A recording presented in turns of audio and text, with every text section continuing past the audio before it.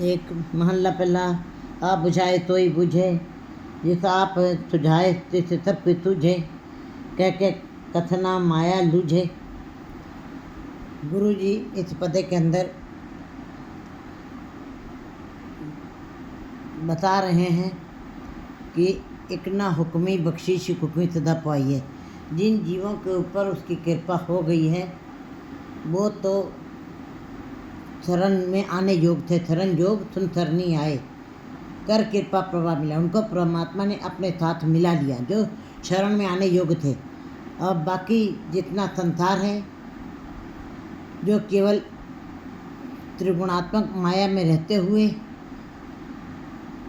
सांसारिक और आध्यात्मिक कार्य करते हैं, उनके अंदर किसी प्रकार की बूझ नहीं आ सकती। गुरु जी बताते हैं जिसके अंदर परमात्मा स्वयं बूझ डालता है, एक ना हुक्मी बख्शिश हुक्मी तदा पुआइए। किसी को कृपा हो गई है तो अपने साथ मिला लिया है और अपनी बूझ देती है, अपना ज्ञान देती है, अपनी समझ देती है। उनको पता चल गया है कि धर्म में श्रेष्ठ धर्म हर को नाम जप निर्मल कर्म। उनको इस बात का समझ आ गई है कि सबसे श्रेष्ठ परमात्मा का नाम है और वही सबसे उत्तम निर्मल कर्म है। इस बात की समझ जिसके ऊपर परमात्मा अपनी कृपा करता है, अपनी बूझ दे देता है, उनको इस बात की समझ आ जाती है। जिस आप बुझाए तो ही सुझाए तो सब कुछ सुझे। और जिसके ऊपर अपार कृपा हो जाती है, होती बिरलो जीवों के अंदर है, लेकिन जिनके ऊपर हो जाती है उनको सारा समझ आ जाती है कि संसार में रहते हुए, इस बाजार में रहते हुए, परिवार में रहते हुए हम उस परमात्मा के साथ कैसे मिलाप कर सकते हैं। इस बात की समझ, इस बात का बोध उन जीवों को आ जाता है जिनके ऊपर उसकी अपार कृपा हो जाती है।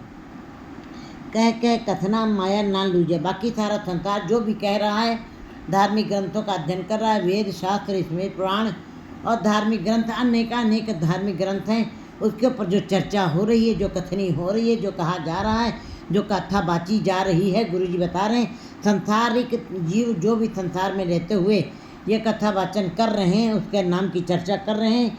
कह के कथना माया ना लूझे। वो माया से ही, माया की जकड़ पकड़ में हैं। उनके साथ कहते हैं माया कारण विद्या बेचे। वो जितना भी कथन कर रहे हैं, जितना भी मंत्रोच्चारण हो रहा है, जितना भी समागम हो रहे हैं, जा कर के उसके अंदर लास्ट में माया के साथ ही पकड़ है, माया के साथ ही लूझना है, माया के ही अंत में झगड़े होते हैं माया के साथ। क्योंकि माया कारण विद्या बेचे जन्म वृथा जाई। जितना भी ये काम किया जाता है परमात्मा के नाम की प्राप्ति के लिए नहीं, बल्कि धन के लिए होता। धन ने इस कथनी जो कथन कहा जा रहा, कथा कही जा रही है, अंत में माया के कारण ही झंझट होते हैं।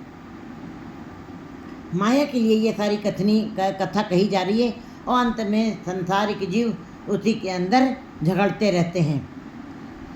हुक्मी सगल करे आकार। परमात्मा ने सारे आकार स्वयं बनाए हैं, उसमें उसके हुक्म में ही बने हैं। जितने भी हुक्म में ये जीव जंतु या आकार प्रकार, नदी समुद्र, ये जितना भी कुछ बना है, धरती आकाश पाताल तारे, ये सब उसके हुक्म के अंदर बने हैं और उसके अंदर कोई भी कमी नहीं निकाल सकता है। वो अपने में पूर्ण है, उसके अंदर कोई कमी नहीं निकाला। चींटी से कुंचर, चींटी से लेकर हाथी तक उनकी रचना में, उनकी संरचना में किसी प्रकार की कमी नहीं, वो अपने में पूर्ण है। कहे हुक्मी सगल करे आकार। उसने सारे आकार प्रकार स्वयं ही बनाए हैं और उसके अंदर कोई कमी नहीं है, लेकिन कुछ उसके हुक्म के अंदर उत्तम है और कुछ नीच है। जो हुक्मी अंदर एक ना हुक्मी बख्शिश किसी को कृपा की है तो कईयों को जन्म मरण के चक्र में सदा के लिए ही डाल दिया। जन्म लेते हैं मरते हैं, जन्म लेते हैं मरते हैं, और ये चक्र सदा चलता रहता है। जिनके ऊपर उसकी कृपा हो गई है वो उत्तम हैं, आकार प्रकार उसी के अंदर बने, लेकिन कुछ उत्तम है कुछ नीच है। कुछ धरती उत्तम है कुछ नीच है, कुछ पत्थर ऊंचे हैं वो उत्तम श्रेणी में आ गए, कुछ निम्न श्रेणी में, कुछ पशु नीचे श्रेणी में आ गए, कुछ उत्तम श्रेणी में आ गए हैं, कुछ लकड़ी उत्तम श्रेणी में आ गई, कुछ नीची श्रेणी में आ गई है। इसी प्रकार कुछ मनुष्य भी उत्तम श्रेणी में आए हैं, जिनको पर कृपा हो गई है, जिनको जो शरण आने योग्य थे, जो शरण में आ गए हैं, उसकी तो ये उत्तम है। और जो संसार के त्रिलोक रज तम सत्य गुण इति के अंदर ही जो प्रवेश किए हैं, करते हुए चले गए हैं, वो निम्न श्रेणी के कहलाए, वो संसारी जीव कहलाए हैं। ये आकार प्रकार सारे सब उसी के हुक्म के, उसी की मर्यादा के अंदर बने। आप पे जाने सर्व विचार, वो आप ही जानता, सबको बनाया उसी ने है, और सारे सबके अंदर के विचारों को भी समझता है। जबकि हम लोग केवल मुंह से बात, कही हुई बात को तो हम लोग सुन लेते हैं, हमारा बेटा क्या कह रहा है, हमारे पति क्या करें, लेकिन अंदर के विचार हमारे लिए क्या, हम पति के लिए क्या सोच रहे हैं, हम बच्चे के लिए क्या सोच रहे हैं, हम परमात्मा के लिए क्या सोच रहे हैं, ये अंदर के विचार जो हैं वो परमात्मा ने सारे जीवों को बनाया। और सर्व विचार, और सर्व के अंदर के विचारों को भी वही समझ सकता है, समझता है, और बाकी अन्यत्र कोई नहीं जान सकता। क्योंकि मन के अंदर जो भाव उठते हैं वो तो पास में बैठी पत्नी और पति और भाई और बहन भी नहीं समझ सकते हैं कि हम किसी के लिए क्या सोच रहे हैं। अगर जो ये सब पता चलता तो शायद एक बाप अपने पुत्र के पास ना बैठ सकता, एक माँ अपने बच्चे के पास ना बैठ सकती, लेकिन उसने अपनी मर्यादा के अंदर रखा है। लेकिन परमात्मा चित्ते अंदर सबको, उसने अपने सृष्टि को अपने पैर की नाखून के अंदर रखा हुआ है, और सबके अंदर के विचारों को भी जानता है। अंदर के विचार ज़्यादातर मैले ही होते हैं, अच्छे बहुत कम होते हैं, लेकिन परमात्मा सबके विचारों, हम लोग सोचते हैं कि कौन देख रहा है, लेकिन नहीं। कहते हैं हट पट्टन बिज मंदर पन्ने, कर चोरी कर आवे, अग्गो दिखे पिछो देखे, तिस से कहा छिपावे। तुम चाहे जितना भी छिपाने की कोशिश करो, अन्य के पर्दे में कमावे विकार, खिन में होए प्रगट संसार। वो सब परमात्मा जानने वाला है, घट घट के अंतर की जान, भले बुरे की पहचान, वो सब जानने वाला, अंतर के विचारों को जानने वाला है जीवों के। अक्षर नानक आख्यो आप, बाकी सारा संसार 52 अक्षरों से बना है। 52 अक्षर की में जो बातचीत होती है वो संसारिक है, वो केवल रज और तम और सत्य की ही बात होती है, 52 अक्षर की बात जो होती है संसार में। लेकिन जो गुरमत के जो अक्षर हैं, जो जिस अक्षर को गुरु जी बता रहे हैं, वो अक्षर कौन सा है?